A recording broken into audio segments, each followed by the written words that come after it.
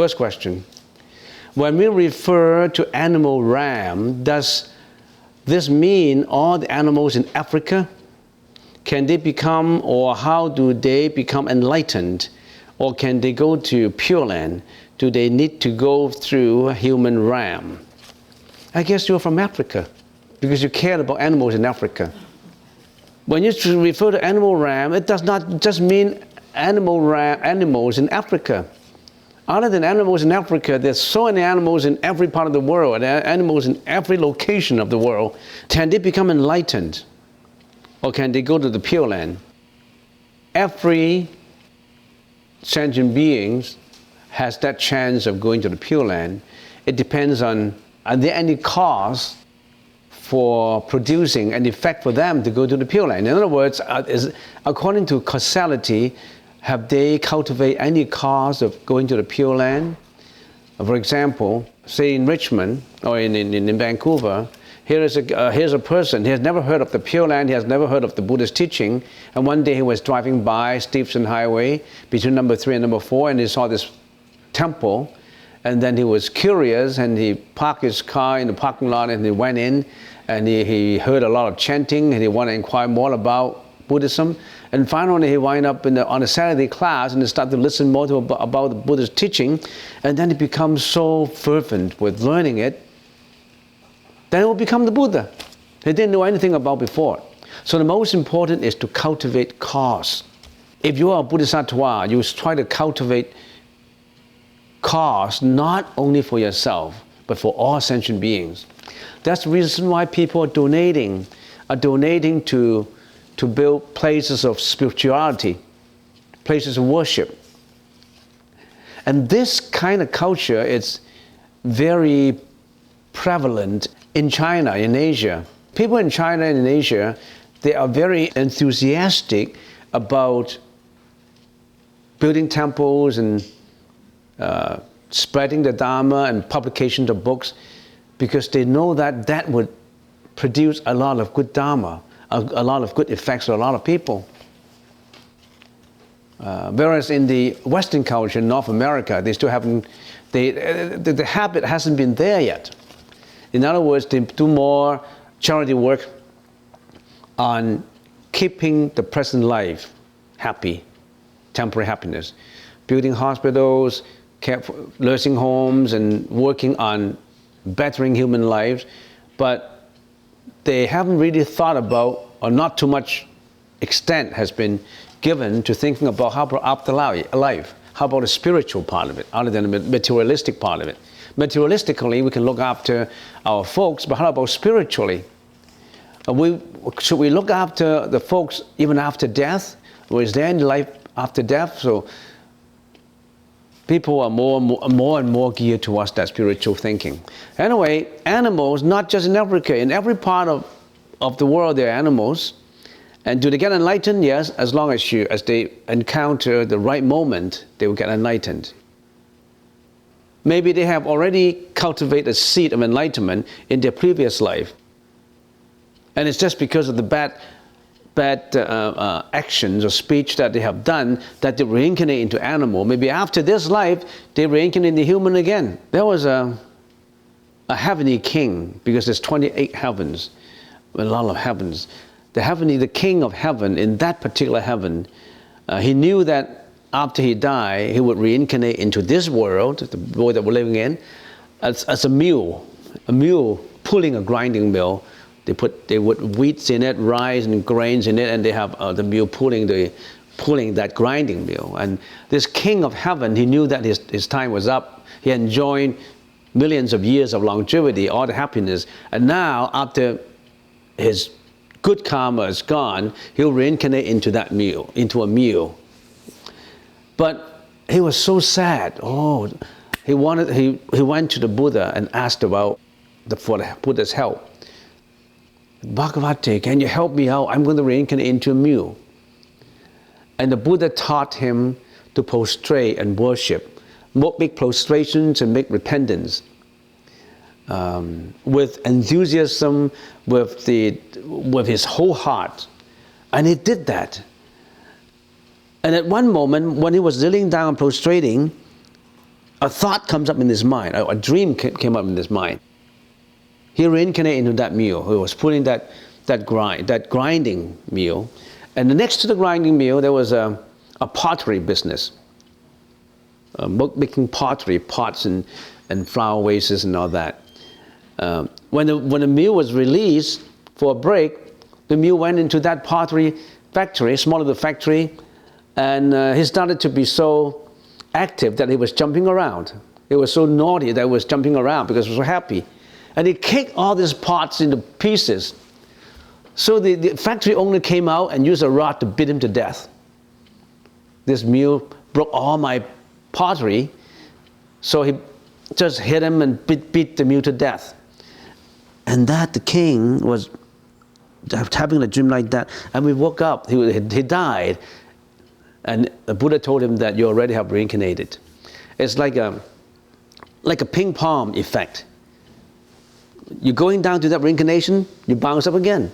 You still have to go down because you're destined for getting into that animal realm, but then because of the good effect that you have done, then you bounce up again. So it happened that way. You understand what I mean?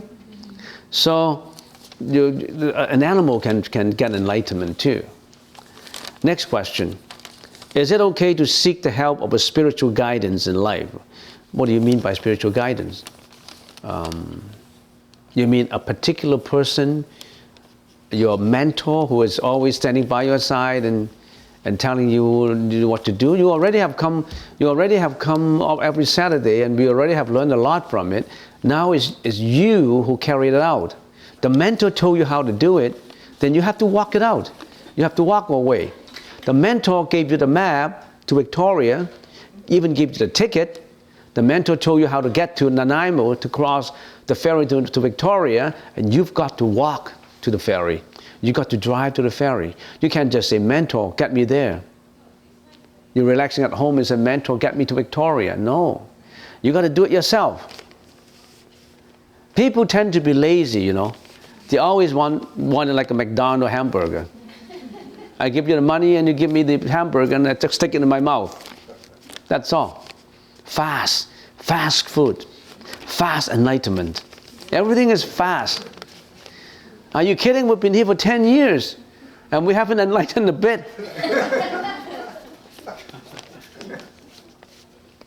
So, no fast food in here. Next question. How can I do that? My life will become better and better. That takes the whole book to talk about. How do I do to make my life become better and better? First of all, learn to be a better person. Learn to stay away from evil deeds. Learn to be a better person first. What's the first step in learning to be a better person? Take precepts. Learn about things that you shouldn't be doing. You should not kill. You should not steal. You should not commit sexual misconduct. You should not, by being intoxicated, you should not harm others. Confine your actions with a morality foundation. Other than not doing bad deeds, encourage yourself to do good deeds. Other than not killing animals, release animals. Other than not killing the whales, promote a campaign for saving other whales. Not just negatively not doing it, positively doing it. In some countries, they are torturing the bears for the bile liquid for medicine. They caught the black bears, open the inside of the body, rip it open, and every day they suck out the bile liquid from the bear. And they've been doing it for 20 years. The bear was suffering in a cage. And many years ago, before they built up experiences for getting bile like that, they let the bears in the cage without tying their hands onto the bars. Some of these bears, they suffer so much, every day rip open their chest, sucking out the bile liquid.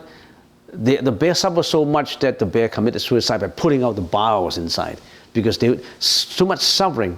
Imagine if you're a bear and you're being cut open, put a tube into your bile duct, into your bile, and suck out the bile liquid and use that for medicine.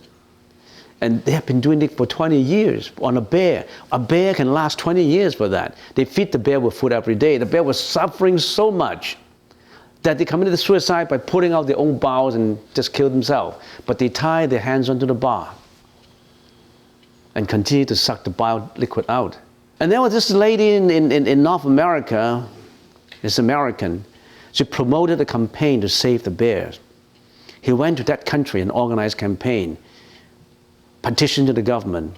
And here's the mother of bears. She was famous for the mother of bears. I saw her. So there are people who promote meritoriously to save animals. There are people who kill animals. Who do you want to be? Do you want to be the savior? Or do you want to be the killer? Or do you want to be that bear? Why did that bear become that bear to be tortured? He had done some bad deeds that the karmic force pulled him to the reincarnation of becoming a bear. You see, everybody is given choices to do what they would do. And if we're all ignorant, we tend to do the wrong thing. Wouldn't it be good if you yourself, other than seeking spiritual guidance, became other people's spiritual guidance? Tell them what they should do and what they shouldn't do. That's a Bodhisattva's way of enlightenment. Can you do that? Not just bettering yourself. Just, how can I better myself in life? How can I do that my life will become better and better and better? Why can you even think about how can I make life better for others? I think by the time when you think life better for your family, for others, then you will better yourself. I want to better myself egoistically. I don't care about hurting you, but I want to better myself. Can you render your compassion out? Now, I have started on the Sutra of Amitabha Buddha, and this is a very important sutra. And sure, we have to learn meditation. But, as I always mention, in those ancient days, in the Dharma period, 500 years after the nirvana of Buddha, there are still people who become enlightened, become arahats.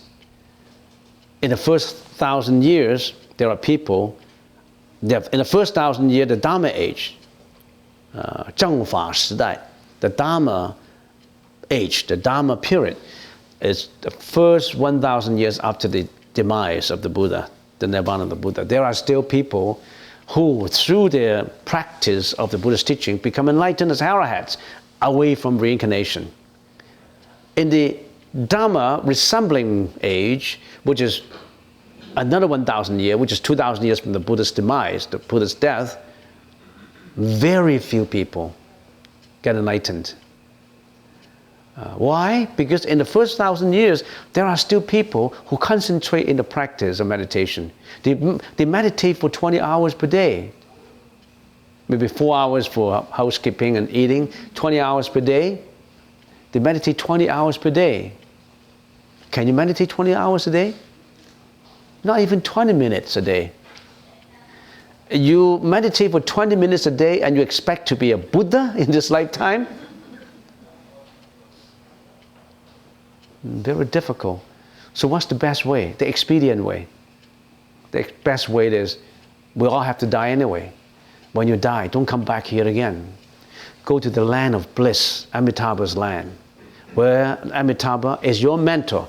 You told me you were looking for spiritual guidance. The best spiritual guidance is not from me.